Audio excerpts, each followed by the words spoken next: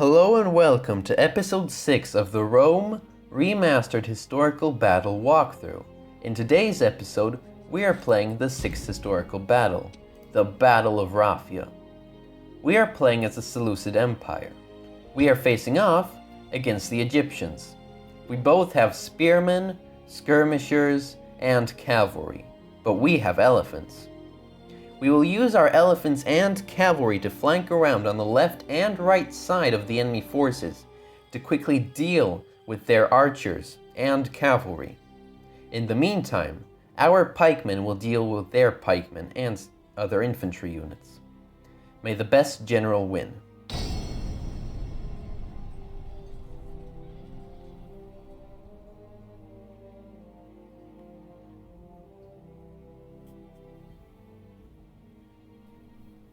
It is more than a century since the death of Alexander the Great.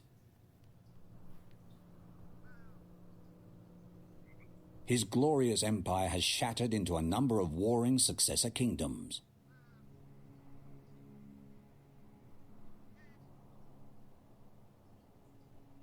In Egypt, Pharaoh Ptolemy IV is a Greek ruler on the Egyptian throne. He has not been a loved or respected ruler.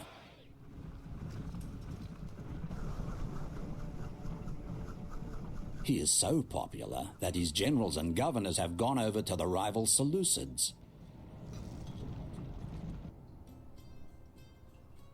The Seleucid king, Antiochus the Third, has designs on the border region of Cilicia recently taken by Ptolemy.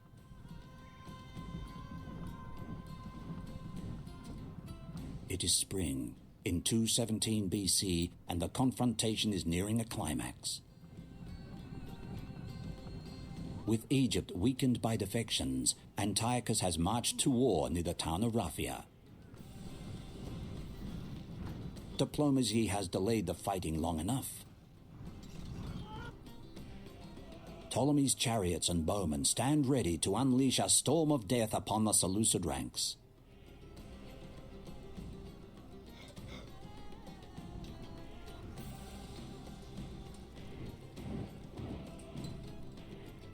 Antiochus hopes his powerful phalanx and swift cavalry will teach the Egyptians a bloody lesson.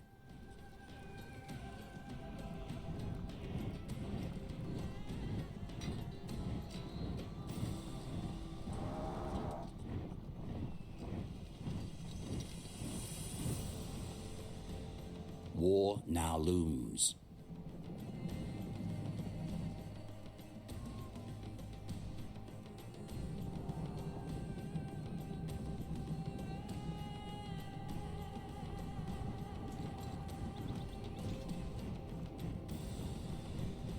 Even though he is an experienced leader, Antiochus has been carried away by the thrill of a cavalry charge.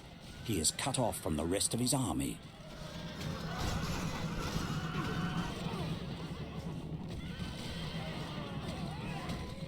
The battle now hangs in the balance.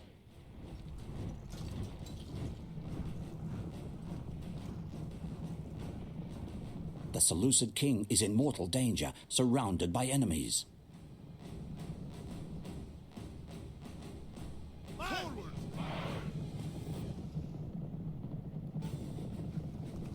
Antiochus must regroup, or the Egyptians will carry the day.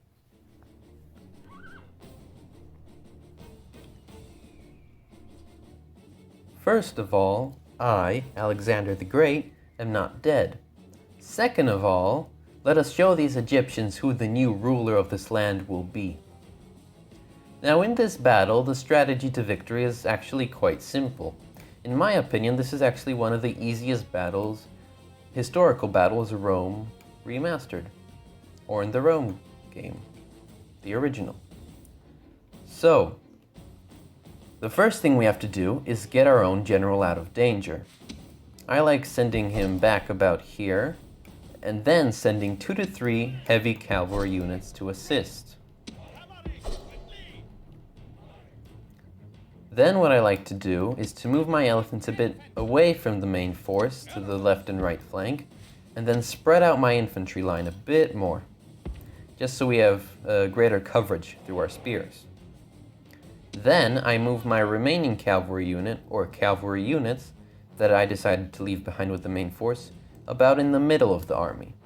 This is just so we can decide to move them to the left or right flank depending on how the situation goes.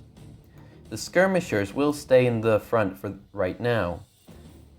The plan with them is to just have them in the front to encourage enemy cavalry to charge at us. When they get too close, we move them behind our pikemen and they'll do the talking. Let us begin.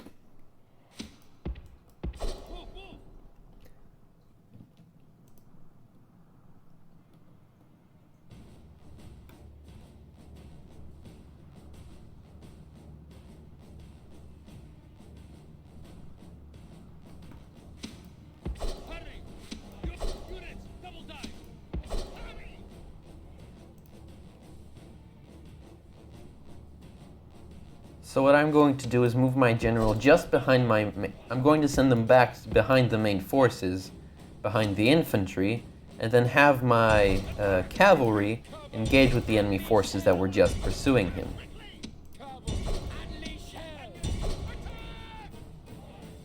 I could keep him on the right flank, but I find no use in that.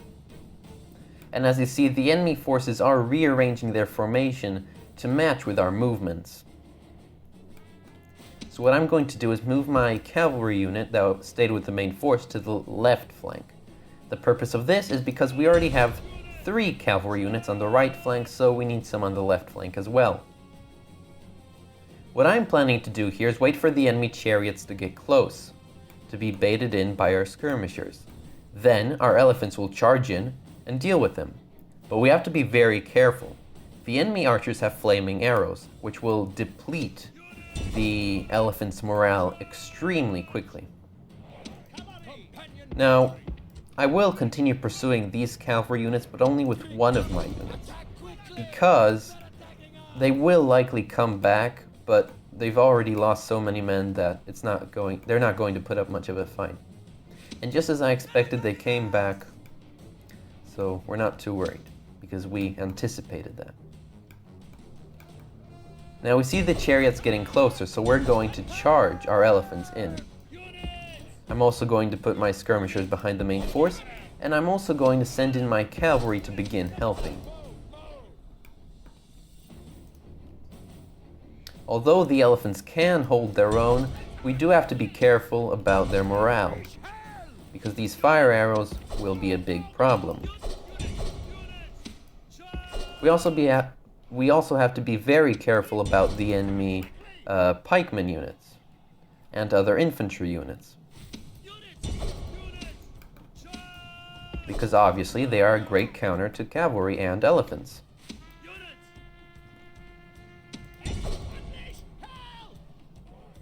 Now I want my elephants on the left flank to deal with the enemy chariots, while having my cavalry deal with the enemy archers and general.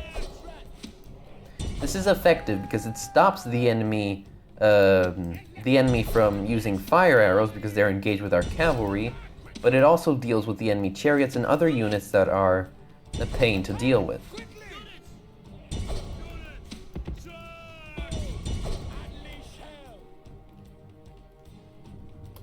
The enemy general is running away. This is no way for a leader to behave, but in battle, we have to it is beyond belief. Very careful about the enemy spearmen and pikemen that are nearby, because as you see there, they quickly dealt with that elephant and will do even faster with our cavalry. But our cavalry can hold their own. They are, well, 2 units are heavy cavalry, 2 units are light cavalry. I would like to take out the enemy general, but seeing as he's running away and already that far, I think it's pointless at this point.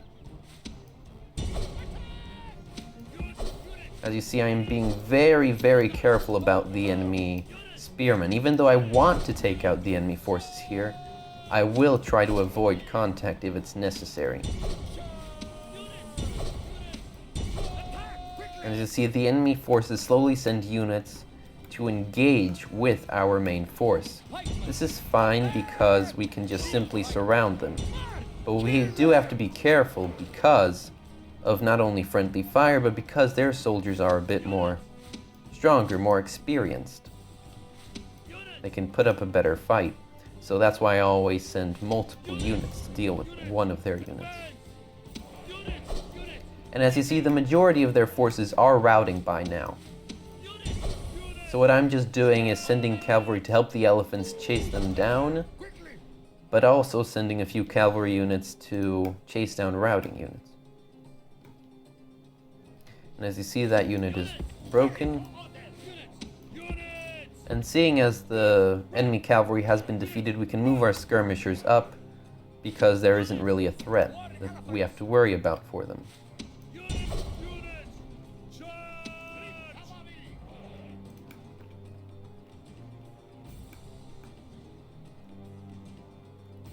So far the battle's going pretty good. We've only lost a few men and the enemy has lost a lot more. Obviously, as you can tell by the battlefield, but we're doing pretty well.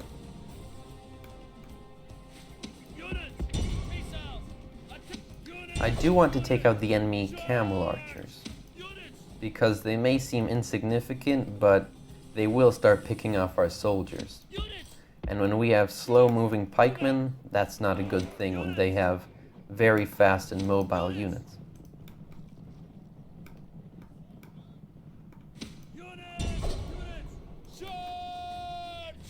So now I'm just waiting for the enemy infantry to engage with our infantry, and in the meantime I'm also sending my elephants and cavalry to chase down their cavalry and other forces.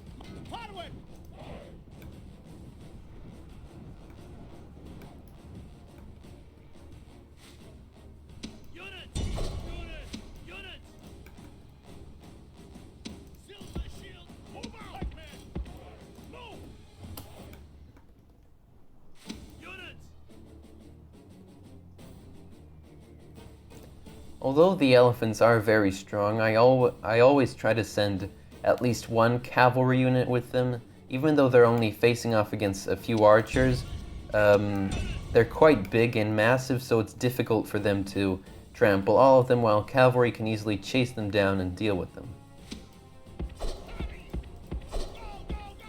So I'm a bit worried about those two cavalry units I sent there because they're quite low on troops and the elephants are quite far behind. Now I'm going to start moving the rest of my forces up to chase the enemy because we've basically won the battle and it's just time to chase them down. I'm going to use my elephants to try and surround the enemy spearmen. I'm going to tell them to get out of phalanx formation so they can run behind that one unit and get there much faster. Because seeing as there's not that much action left to deal with, that's fine. I'm also going to send those remaining two cavalry units here to assist those two cavalry units. Now I do want my elephants walking, because they are quite tired by this point, and we want them to be ready to continue the fight. Although I could probably just charge them in, because they are spearmen, pikemen, whatever you want to call them, their spears will be a big threat. So just charging them in could be very deadly. But as you see, they also have archers on them. So if we keep our distance, we can quite effectively deal with them. And now, seeing as this is the only unit left, to speed things up, we're not only going to speed up the time, but we're also going to very soon engage our elephants to assist.